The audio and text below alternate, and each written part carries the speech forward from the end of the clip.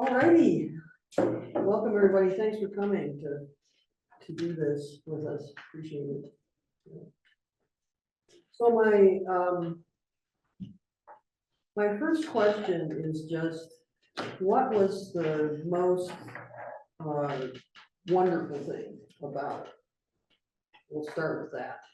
And there might be several wonderful things, but what stands out for you right this moment as being the one that you think of? Are you specifically talking about Church Under the Willow?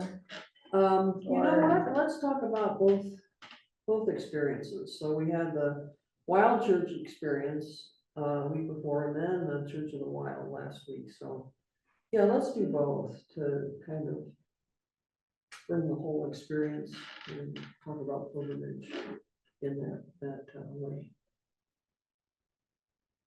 Well, I'll start. I was pleasantly surprised by it. As you know, I didn't know what to really expect, and it was sort of a little bit outside my comfort zone. So it was great, and I think obviously got more out of it than I thought I was going to get. And I would say the thing that I noticed is that as I slowed down and took more time, it went from like a wide angle lens to like really, really narrow, and like I was on a walk and I saw this little roly-poly bug, and like probably would not have noticed that little bug if I hadn't been taking the time to sort of listen to all of God's creation. So it was great. All right.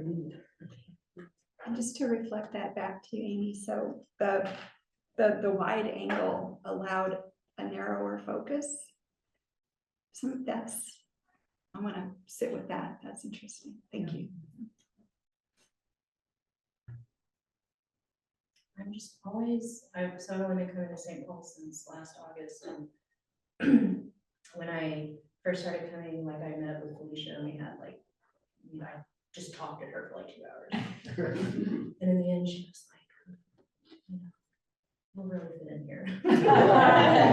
And I told her my whole like story in like gory detail. And so I'm just always impressed that the programming that you put on is all, I'm like, how did I not hear about this place sooner? Like, I've heard of Wild Church before, because I used to go to the Foothills Unitarian Universalist Church, and they talked about it before, so I had heard of it.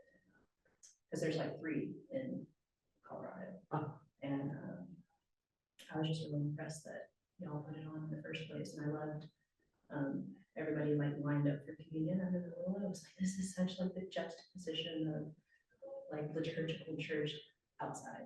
Like, it's so beautiful. Thanks. Sure. I've never heard of Wild Church before, but I've heard of the adventure rabbi who does Sabbath at the top of the ski lift. Thanks. I have 2 people I have to admit. Sorry to interrupt you. Thank you. There we go. Welcome, you guys. So you want to say that again just for their benefit? Oh, I've heard of an adventure rabbi. She holds Sabbath services at the top of ski lifts at the ski resorts. If you missed your Sabbath, you can meet up with her at the top of the lift.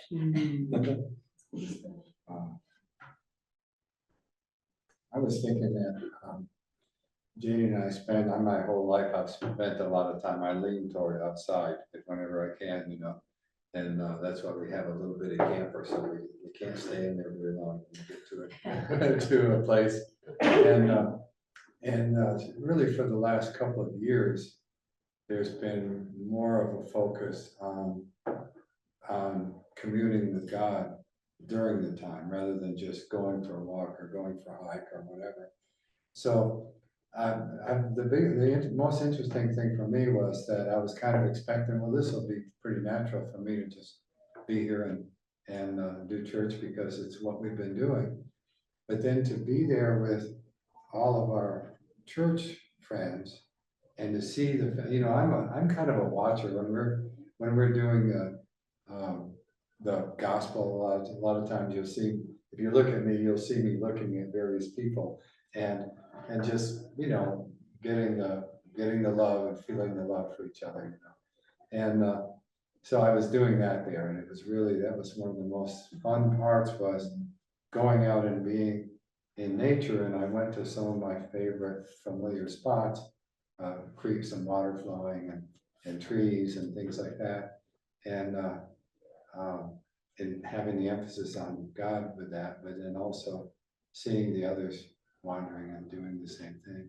And then having church there, having communion and like that just added to, I wasn't expecting that, how nice that would be to see people lined up to go through the process of communion that we usually do indoors.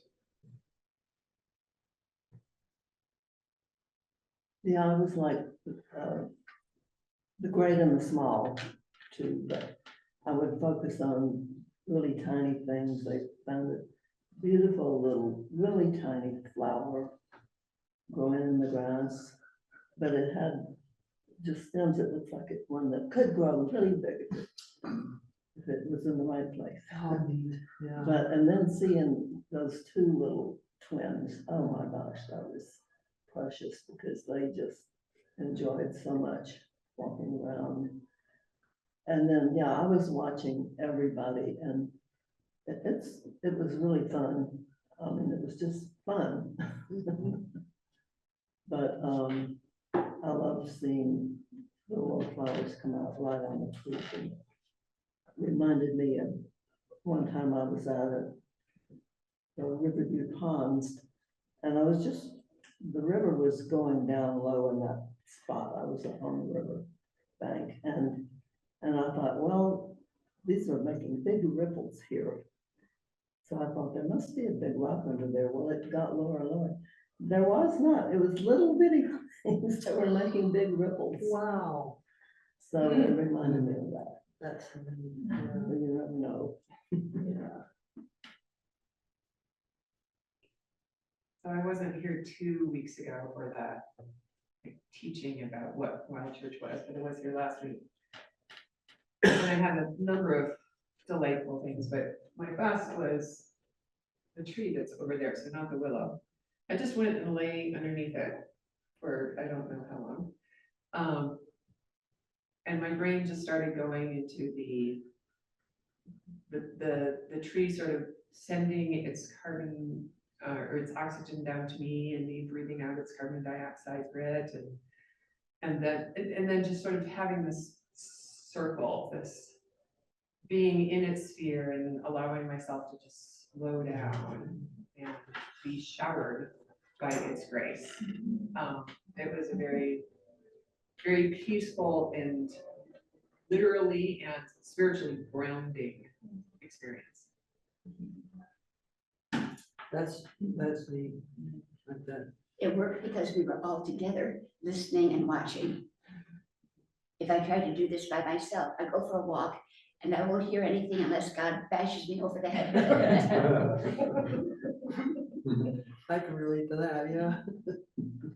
Yeah, we're talking about what was the probably best takeaway from either last week or the week before. And I also want to, for you folks online, if you would be willing to share what your experiences were, Carol and Elaine and Lori. Yeah, thank you, Lori. The best takeaway, it's hard for me to focus on just one, but a couple of things were, it was validating for me that worshiping in nature, worshiping with nature is okay, because for early years on, I was always in my faith tradition brought up in the fact that it's a pagan thing to worship nature, to worship in nature. And I have, in the decades past, have felt that living where I do in the mountains, in the middle of the forest, nature is what brings me closest to God. And I've always felt a little bit of disalignment with that old concept and old belief. And now it feels so refreshing and free to be able to do that, and to worship in community in that way was very special, even though remote. Yeah, that's neat, yeah. So that it carried through the airwaves, as it were. Yeah. It did. Yeah, and even though I was here in remote, and I appreciated probably Mike doing all of the camera angles and Claire, because that was the river brook I just don't have, and that was so nice to see. But I could touch the texture of the bark on the tree, and I could touch the new aspen leaves. And, you know, those things, feel the gentle breeze on my face, you know, the spirit of God. It was beautiful. Thank you for doing that. Yeah, do that. How about you, Elaine? Well, we were actually in Indiana last weekend, so we weren't able to participate, but I was so excited just to hear, you know, the week before the discussion about it, and now even this discussion. It really sounds like, you know, we were kind of able to appreciate the people as part of creation too, experience one another in maybe a different context, a different way. And I would say it was so, I just love being out in nature so much. It's so rejuvenating for me that I was thinking about you all. I was at a Quaker meeting, a big 19th century meeting house in Indiana, you know, with big um, logs as rafters and big windows looking out into the forest. And I had that sense too of, you know, we were sitting in silence, but the people and the trees coming through the windows just seemed to be in the same circle together. So I was really enjoying that as I thought about you all too. Yeah, thanks. I've done a number of, been at different churches where we've done outside services, but usually that has been just taking the normal Sunday liturgy and doing it outside. So what I really appreciated was just the space, kind of making the liturgy more about space and less about having a bunch of things back to back to back. And I appreciated the time you all allowed. You know, you can do a 5-minute thing and call people back, and I don't think that would have been the same at all. So I just appreciated having the time to touch the bark on the tree and move around and also observe people. And I met someone who decided, you know, it was the best time they introduced themselves to me during the quiet. And that was fine. So yeah, and that created the space for hearing and seeing new things and hearing the message from the Spirit. So I really liked that it was that spaciousness.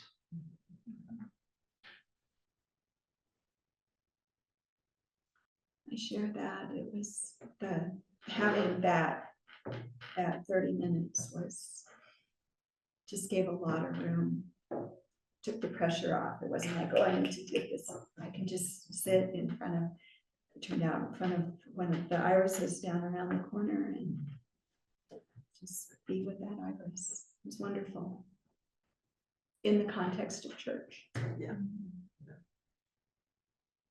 Do you have anything to add, Terry, or putting you on the spot? Sorry. Actually, I was just thinking that it was an enormous cathedral because the sky is the limits. And I didn't think of it as wild because I think where there's wild, there's no order, but there is an order to all of it. And I love being out there, and I don't usually sit on the ground right next to a brook.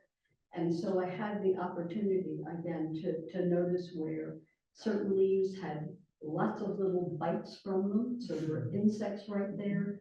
And the soft, I don't know what it was, petals of something growing up.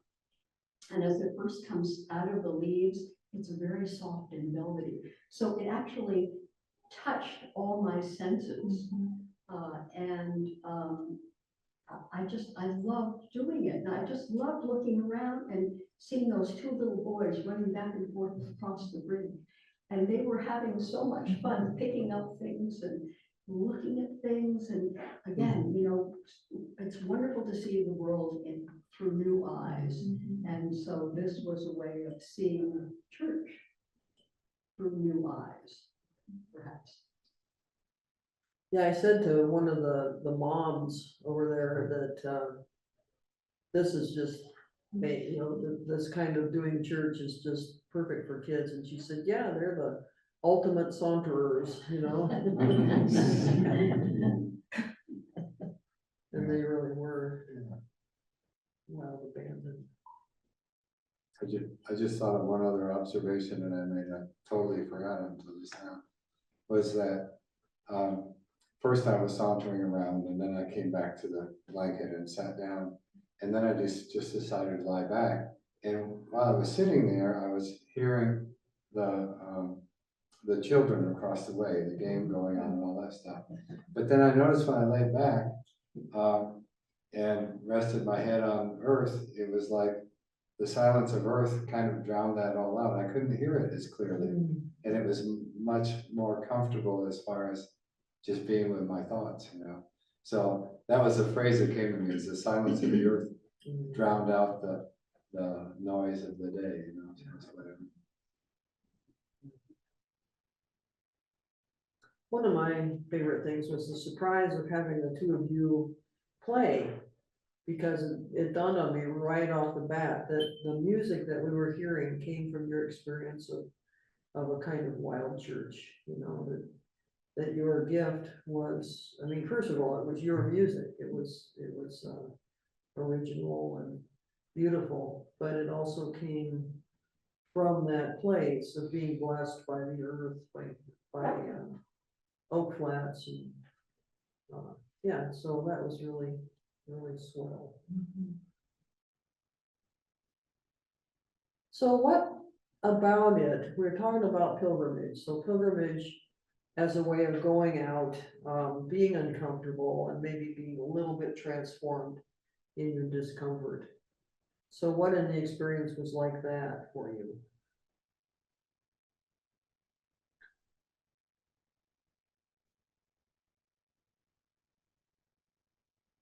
So, not to give you my whole life story, but just like a little background. I was raised Episcopalian, but then my parents stopped taking us to church. I started going to church with friends and I became like aggressively evangelical. So naturally I went atheist after that. Naturally, so I was atheist for like 10 years. And then like 6 out of the last 7 years, I would call myself pagan.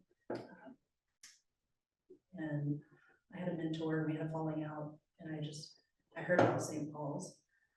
So I started coming here, and I've been for the last year now trying to figure out, like, am I a Christian? What does this mean?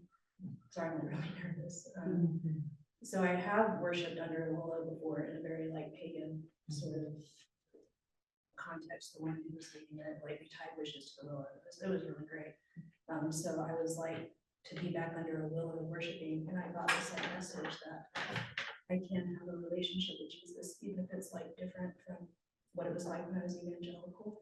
I was like, I overcorrected because I got like scared of God. I was really scared of God and Jesus for a really long time, and overcorrected again into like aggressively anti-Christian, like pagan.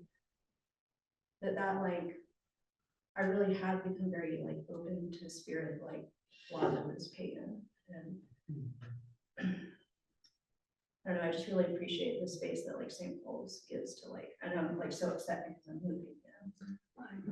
Yeah, that I don't know what to do about y'all. You Zoom? Yeah. Join us here. Yeah. Zoom and then come back and visit. Yes, because we haven't sold our house yet, so it's possible we could go back. I don't know. Or pray that we do sell our house. So I don't want to be paying rent and a mortgage. Oh, God. Yeah, I don't know if y'all remember that was what I said when we had our sermon. So it's like Jesus is for everyone, including me. I don't know what that means yet.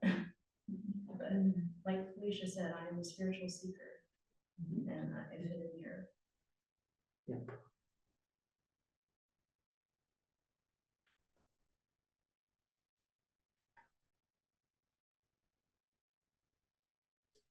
That reminds me of kind of my own seeking and journey, and that for years and years and years and years, I had two different parts of myself, and one was pagan and the other was Christian, and I had to hide the pagan from the Christian friends and the Christian from the pagan friends. And meanwhile, I was hiding the lesbian from the Christian friends and the Christian from the lesbian, you know, so it was just this parceled out thing. Till I discovered Celtic Christianity and learned about that deep rooted relationship with the earth and all creatures. And this really resonates also, this wild church experience, being together to do that, you know. Have you read Christ and Celts? Yes. That was like a life changing book. Was it? There are other things. I think a lot of the wild churches, the established wild churches do use a lot of Celtic material, celebrate the equinoxes and solstices and cross-quarter days very deliberately and incorporate that. That is a natural marriage, I think.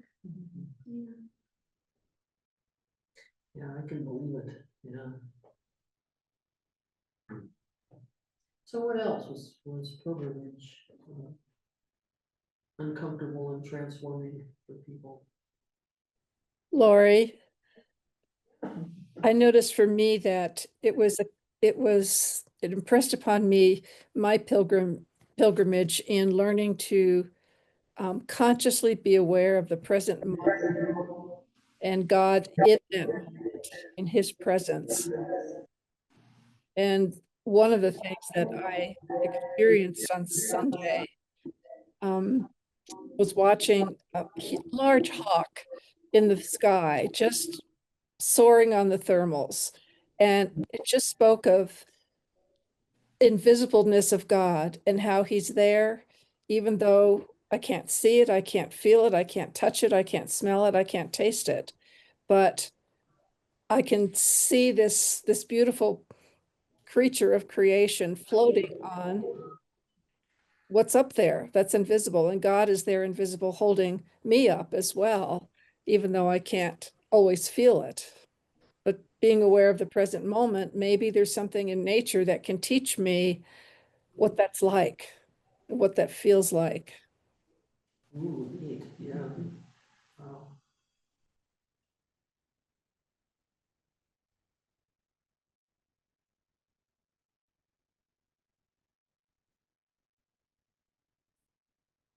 If I think about last Sunday service as a pilgrimage, for me, it was almost like a pilgrimage back to me as a child, where I would spend time outdoors and looking at small little things, or I guess I have a thing about lying under trees. You know, I had two different houses growing up. And then the little cottage that has been in my family for close to 60 years is built in the woods of southwestern Michigan. And the front deck, if you lie down on the deck, you're under the trees. And I would just, I mean, my family, we're all big readers, so it's not unusual to find people out there reading and all that. And I would do that too, but my favorite thing to do would just be throw a beach towel down on the decking and then just look up at the leaves and the canopy that's up there and how they move or don't move and what time of year, and so what are the leaves like, and look at that odd branch or whatever. So to me, it felt very much like oh yes, I remember 6-year-old Sarah doing this, or 12-year-old Sarah doing this, or 15-year-old Sarah doing this, and why doesn't 62-year-old Sarah do this more often?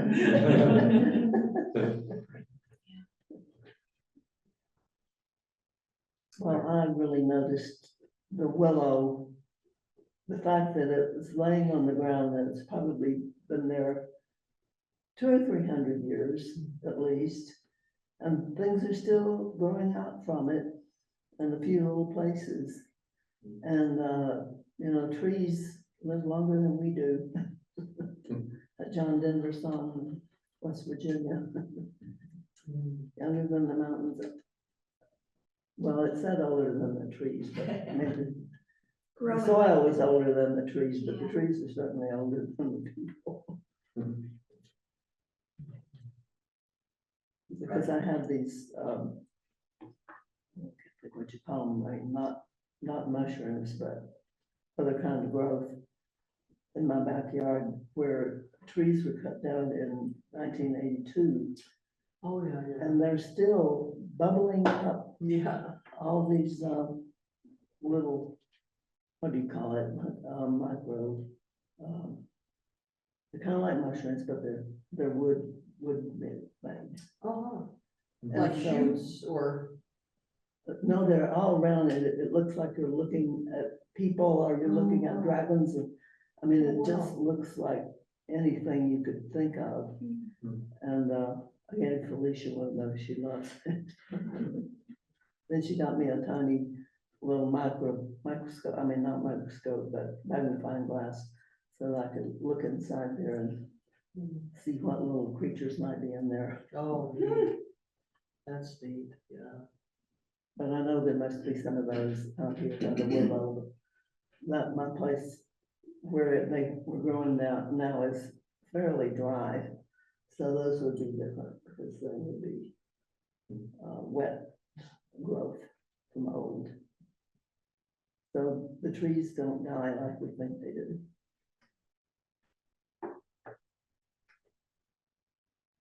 Big part of my pilgrimage lately in my life is around noticing the areas where I'm very judgmental. It seems to be most pronounced when I'm driving a car. But another place where it's been over the years, it's been going on for a long time now. Just all the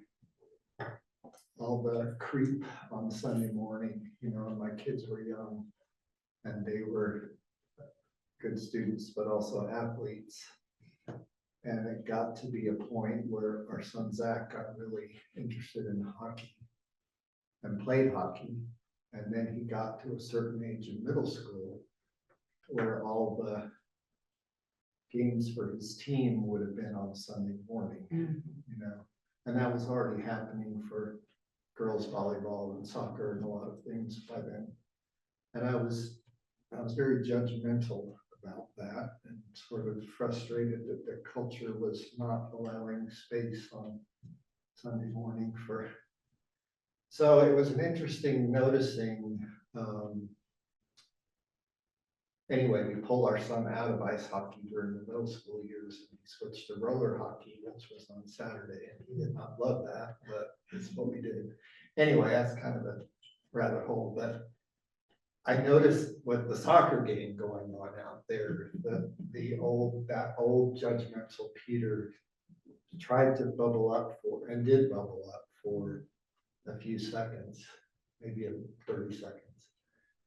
And then I was like, yeah, but I'm outside in this really peaceful place. And then I just started observing the one coach's voice was really strong and he was just yelling encouragement to, I think girls' names were being said, and he was encouraging them when they made a good play or something. And then by the time all that ended, I saw the little tunnel, you know, where the parents reach over and make the tunnel for the little kids to run through. And, you know, when our kids were young, the tunnel ended with giving them orange slices afterwards. I remember that. But I don't know, I think it was helpful for me to just kind of let some of the judgmentalism drop and go, these parents are there with their kids and people are volunteering to coach and there's enjoyment, and this maybe is their, I don't know. I didn't finish all of that line of thinking, but I noticed that I was letting some of the judgmentalism sort of drop and just go, oh, I'm glad those parents and kids are having you know, those are, looking back on life as a parent, it seems like that parenthood journey goes pretty quickly. And so good that they're out being there with their kids. And I don't know the rest of their stories if they go to church on Saturday night or whatever, you know, it doesn't really matter. So my pilgrimage lately is sort of around noticing my judgmental where I get judgment.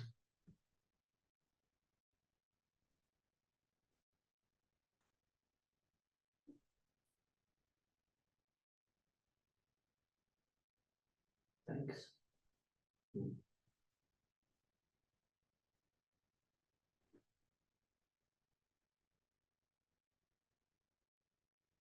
What else? What are your pilgrimages? Are you walking?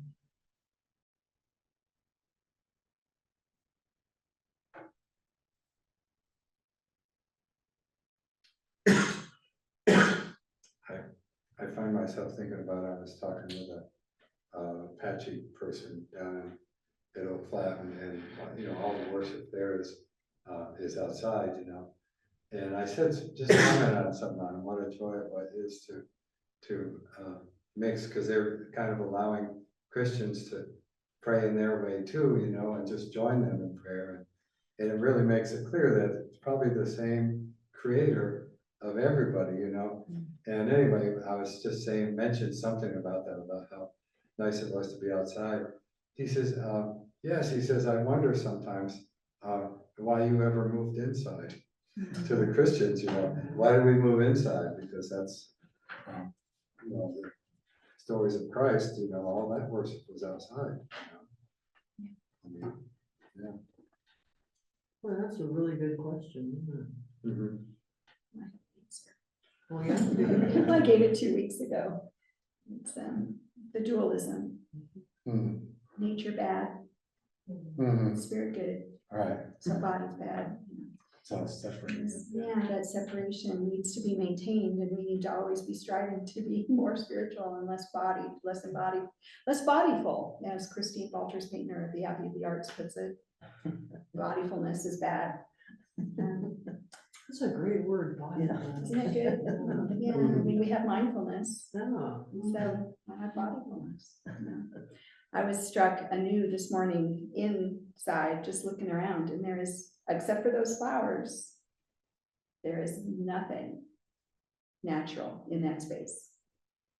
Hmm. You can't see outside. There's only those 3 windows, and they're completely stained glass. It is blocked off, profoundly blocked off. I often find myself looking at those windows you can see through in the ceiling, because you see the trees, or sometimes there's some bullshit over there. Okay. Yeah, if you sit on the back row, you can see the trees, and Oh so my I God. see them very often. How sad is that? Yeah, so You there's- can barely see the trees again. You'll look for that. And actually, where the choir is now sitting, I will often find my gaze just to the Yeah. sky, the clouds, Mhm. see one tree.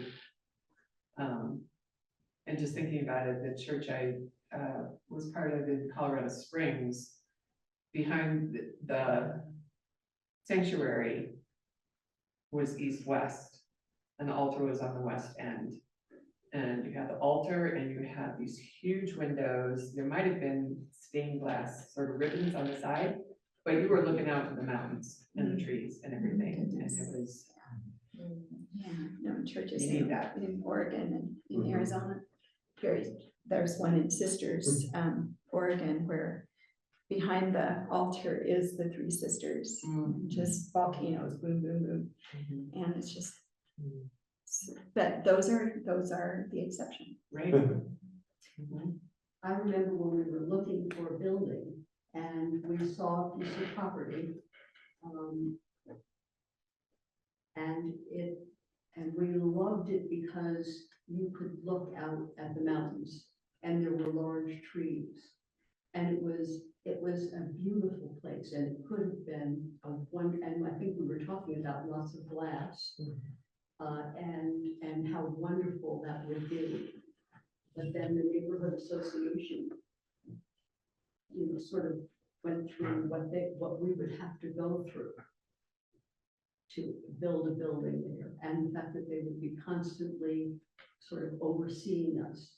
And that felt very uncomfortable. And I think making us cut down some trees too, didn't they, even though it was supposed to be a natural place that you're supposed to stay. Well, there were wonderful trees along it because of the ditch. The ditch provided water. Yeah. And And yes, they started building on the other side of where we were imagining. And then all of a sudden, you could feel the walls, you know, coming in, and you were gonna lose the opportunity to be able to just wonder at the site in front of you.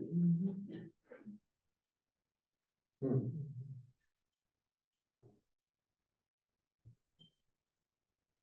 I think of that big ballroom in CSU, the first time I went in there. I looked at the west wall, I turned it to Jamie, I said, who painted that? She said, God. Yeah, my room got molded. So when I lost my job, I think I've mentioned this before, I was like, if I come out of unemployment with one new skill, like it's gonna be, I can play an instrument now and write songs. You let me sing a song for you last week, thank you. But whenever I'm playing, I'm always standing in front of that window looking out. I can see long speed light from my window, and I get a lot of inspiration. Most of my songs are about like mountains and stuff.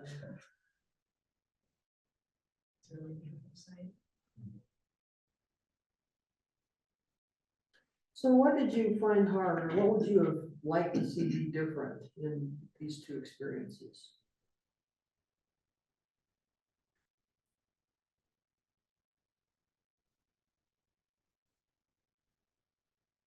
I think what was hard for me is because I had like worshipped outside so much to like think of it in a Christian context. And I was trying to like separate the two things. Like this can't be this. This was a different phase of my life. And I'm in this phase of my life. I can't do that. So that was kind of hard for me. I went and almost fell in the creek. Because I took my Handled it just fine.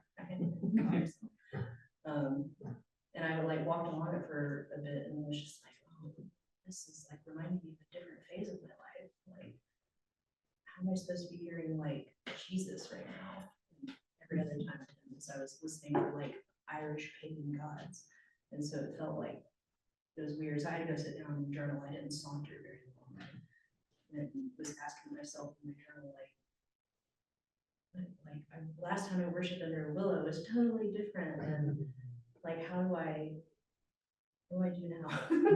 Because I like this, you know, like I like coming here and I like learning more about Jesus. So it's, I don't know, it's just weird. It was hard for me. Anyway. Yeah.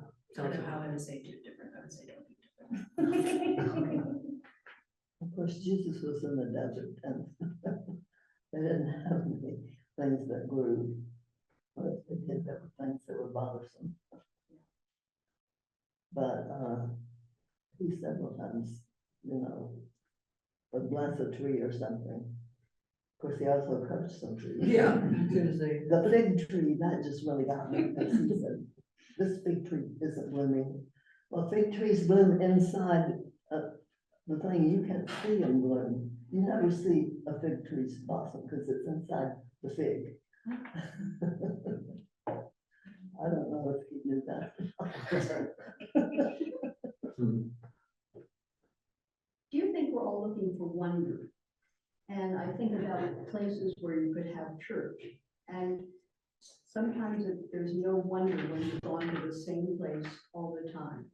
Everything's the same. You have expectations. Well, we saw that last week. So I was just in my mind thinking of, I've always admired the parishes that have had sunrise services on Easter morning. And I'm sure sunset services would also be wonderful, but obviously appropriate to have a sunrise once a year.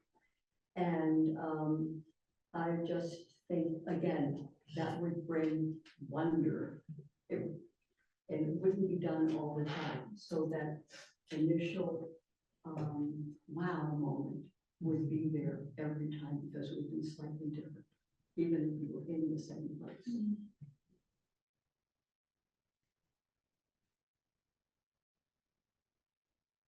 I think wonder sort of is one of those grounding things that you can't have it all the time because then it loses its specialness. And so, but I think it's something we, in our lives, crave wonder. And it's certainly part of pilgrimage, you know, that immediately when you said, we can't have it all the time, that's where my mind went, is that, yeah, it is a pilgrimage thing. To go apart. That was what vacation and recreation used to mean, you know, you vacate your current situation and go recreate in a different spot, and so. Those sorts of journeyings out were very much part of, process of things. I just think keep making it work, you know, I mean, I think that's the changes. So one of the blessings about this is, I've heard bits of this all morning in here, is that it's quite an amazing thing, really, to be in this church, in this place. It's a church that shares one building with 3 congregations, 3 groups. It's a church that's open and welcoming to all kinds of various ideas, including somebody feeling open to talk about their studies in paganism, you know? So, you know, it's pretty remarkable that we're here, and, you know, why not take advantage of this creative diversity that we have here and spend some time doing something that looks just like our service out in the open, you know? So I think that's pretty wonderful. I think I'd like to figure out ways to be more mindful about bodyfulness, you know, like what you're saying, that the dualism that kind of is inherent in the way that we practice Christianity these days, and it sets our minds so that it limits somewhat our approach to God, I think, and that would be something I'd love to explore more at some point. I had a thought of, like, when we were sauntering around, we were so close to the park. I was curious if anybody would be like, what are those people doing? And like, do we have a designated person to answer that question? If somebody comes up and asks, 'cause that could be an outreach thing. If next time you do this, you did this at like Spring Canyon Park or something. Go further afield, yeah. Yeah, just if other people are like, when it comes to this church, because I think a lot of people are looking for church, and they are maybe afraid, like how I was saying with me. And I think if more people knew a church like St. Paul's is here, like what you were just saying, we could reach a lot of like my generation. So that's just an idea. If next time you do it, like do it somewhere else. So Yeah. people can see. Thanks, yeah, that's a good suggestion. We are gonna go a little further afield on Saturday to do a labyrinth walk, and so if you can join us for that, it would be interesting. We're going over to Lyons to do that and have a picnic afterward. 2 Saturdays. That's a week. 2 Saturdays, yeah. I was like, can't be this Saturday, I'm gone. Yeah, Yeah, and one more Sunday before, and that will be interesting too. I'd love to hear your responses when we do outdoor church in the way that Peter was talking about, which we will do next Sunday. You know, which is the same order of worship, only we're doing it outside. So to compare and contrast and see what speaks to you about that difference, I think would be really, really interesting. And especially again, in terms of the dualism that Barb is speaking to. You know, how is the dualism made stronger just by our order of worship? And how is it softened a little bit just by being outside? So I think those things would be really interesting to talk about more at some point. And just to say, not everyone thinks that dualism is a problem. Not too big a problem, I don't think. It is for me. It's a Unless you huge just problem. concentrate on one of them when you know the other's there. Mm. And you don't even pay attention. Is that, yeah, how does everybody kind of feel about that? It's a big problem for me too. Mainly because it is really hard on my womanliness, I think. You know, to not be able to appreciate and mouth the words of the feminine holy, which we've been doing a little bit more recently in ways that have been very nourishing to me. But it always feels like it's, For me, I think because of my family, we had less of the absolute split, but still enough. Meaning I feel it and I'm uncomfortable with. I would like to see the world be more accepting of all voices and not just a predominant voice. I'm just talking out loud. I don't have a point, but I want to tell a story.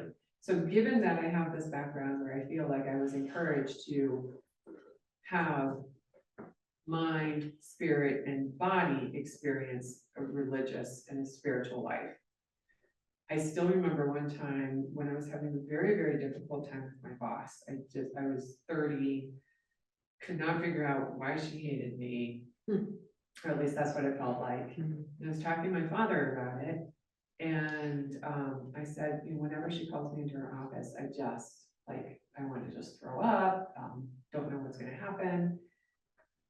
And he said, my minister father said, so have you prayed as you're going into her office? And I was like, you can pray while you're at work. And so to me, that I tell that story because for me, it's a touchstone of how I compartmentalize things. And that for me was a real eye-opening experience of, I don't have to bottle up any portion of myself wherever I am. I can bring my whole self.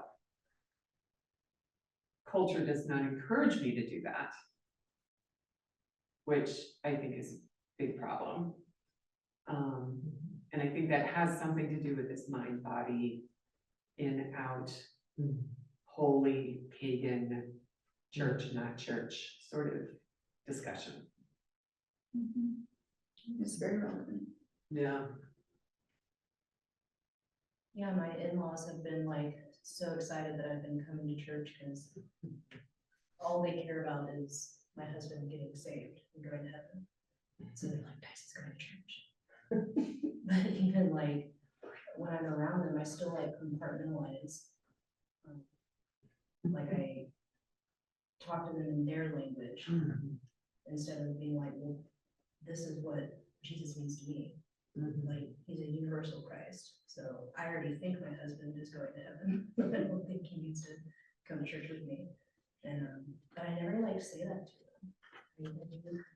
So I feel like my body went around them, like in a way that I don't feel I'm here. Like I feel like say what's on my mind. That even if I don't have a point, I can let it talk. So it's really interesting. Maybe because I'm moving in with them. That's why I'm bringing this up. Is when we moved to Georgia, we moved into their basement. So just for a little while. And so I'm probably going to be having these conversations with them, and I think I need to be more like, if you want me to like put a brand of Christianity on me, you're going to have to be like, fine that it's Celtic Christian. That's kind of what I've decided for my own label. And being more like bold in those conversations that I'm sure we're going to wind up having.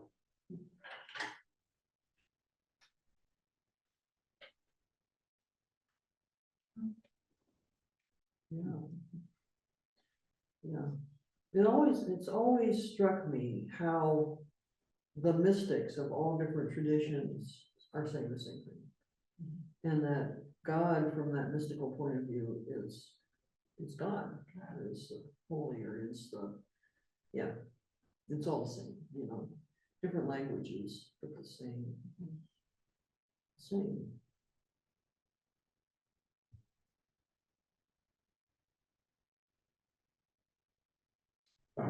I guess one other thing about this time of the Apache thing is that when Winslow invited us to come and pray in a Christian way on the sacred land that is Oak Flat, he said that, and some of you may have heard me tell him because it's pretty profound to me, but he said it's like if you look in the circle, all the First Nation people from various places were all gathered around like this, and all the Christians were sitting over here in this thing.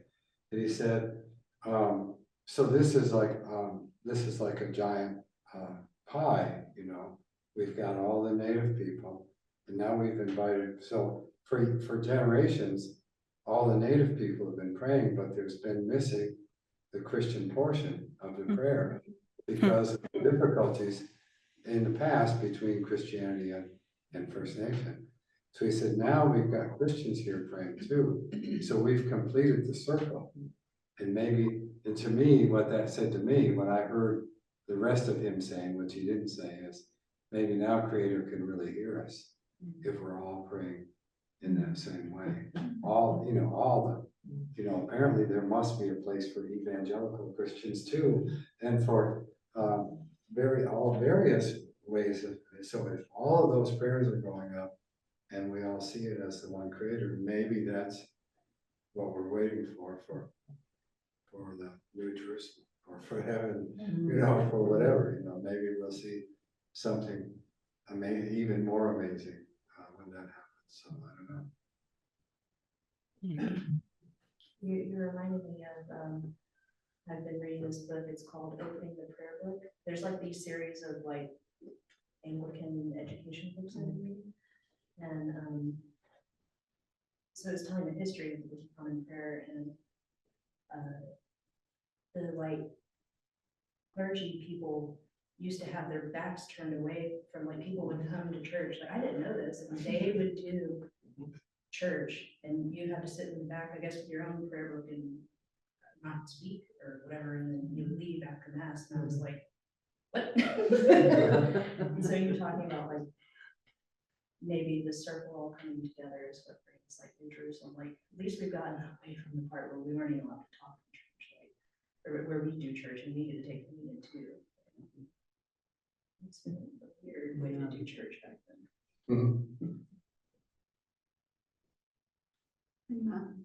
After listening to you talk about, you several times when you talked about prayer, you made this gesture and heaven. And that's exactly that is the dualism we're talking about. That God is up there, not down here. And it reminded me of when Jed and I were doing our Camino in 2014. I'm gonna cry. There was one real cold, rainy day on the Meseta, which is the plain that's in the middle of Spain, and it rains on the plain in Spain, let me tell you. It was cold and wet, and it was like day 14 of 35, and we're just, oh my God. He was behind buying lunch, and I just kept going because I knew he was going to catch me easily. And all of a sudden, I just knew, I felt a presence in the earth. And it was like this giant womb or heart. And everybody around me, everybody slogging through the rain, up the hill, through the mud, was connected like with an umbilical cord to this presence that was under the earth, in the earth. The tree on the hill itself was all connected. And I thought, oh, now I know what prayer is. Prayer isn't beseeching above for me. Prayer, because that has never worked. Prayer is not asking up there. Prayer is sending love and intention down through this organism that connects everybody. And but boy, is it hard to learn that. You know, when I need something, I'm like, and it's just so ingrained to send out a prayer. And then I have to remember, no, the way that I pray, what makes sense for me now is connecting with the source that is connected to everybody. And I don't have real good words for that, you know, like on Facebook, it's, well, I'll pray for you. I'm like, I'll send energy through the web. I'm sending love through the network. You know, we don't have words for that. It's not natural. So are there pagan or Wiccan words for that? You know, I've always said prayer, you know, the whole time that I was pagan, I didn't like that offends people to say prayer, and I've just always have said prayer, because I forget who was visiting, but we had a guest speaker probably like a month ago now, and he said even by just like saying the word God, you've already limited God. And so, yeah, I never came up with another word, and I don't know if there's probably meditation, maybe what other people say, I'm like, you're just right. I've delved a fair amount into paganism. I don't even like the word because it says there's a separation. Yeah. That you can't go out to that tree and find God in that tree is weird to me. So yeah, it's just it's a fascinating this structure we've invented, this religious structure we've invented is an invention. It is made up, and some of it resonates. Maybe all of it resonates for lucky people. But we get to remake it. My Quaker friends say, hold you, if they're asked for prayers, I will hold you in the light, which I love. Yeah. But why is the dark bad? Yeah, see, I like the dark. Right. I mean, There's the dualism Right, again. well, have to have the and I dark. loved, it was maybe sometime during COVID. Can't remember the author, but it was like Prayers of Darkness or Praying in the Dark. Do you remember the book I'm thinking of? Barbara Taylor. Learning to walk in the dark. There we go, Learning to Walk in the Dark. Mhm. And so for me, it's sort of, I'm trying to find an analogy because that's how I make sense in my brain, and I can't find a good analogy right now. Tolkien studies. People will ask, well, was that fate or free will? And very often the answer is yes. And so a lot of times for me, is the light good, is the dark good? The answer is yes. Of course. Because Babies it's, because it all is. Right, exactly. You need the dark and you Saying need the light. that the dark is negative is what allows racism and sexism and all that good stuff. So I wrote a song called Prayer After Midnight because a lot of my like questioning is done like after my kid goes to sleep. Not technically after midnight, but it sounds good. But one of the lines is, the holy feels closer in the dark, just me and the questions in my heart. That's definitely what I do, like most of my thinking. Again, you know, you take artistic liberties, like sometimes the sun is technically still up. right. Yeah, What at were you night. gonna say, Maggie? I hear people insisting God in heaven is up, hell and Satan are down. The cynical me asks, do you have GPS coordinates for that? Yeah, I know what's beyond the atmosphere and what's below the mantle. Yeah, right? Good luck with that. Yeah. Any other comments from our Zoom people? We're at the end of our time. We want to make sure. I was just going to pick up on something Martin had said earlier about the extraordinary group of people we have. And as soon as I heard we were joining the community at that property, I was struck by the extraordinary land that we have.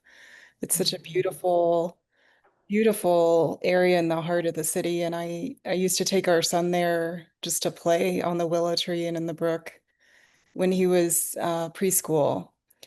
So I think the more we can have these conversations and just explore and enjoy and appreciate and bring in the beauty of the actual land we're sitting on into our services, I think that would be a real good thing. So thanks for the conversation. Thank you. That's a good point at which to quit. So let's pray. Beloved, thank you for bringing us together and for allowing us to share our pilgrimages and our adventures and our deep stirrings with one another. Give us good thoughts for how to go on with this conversation, for what's next and what's important to us as we go. We pray in the name of your Son. Amen.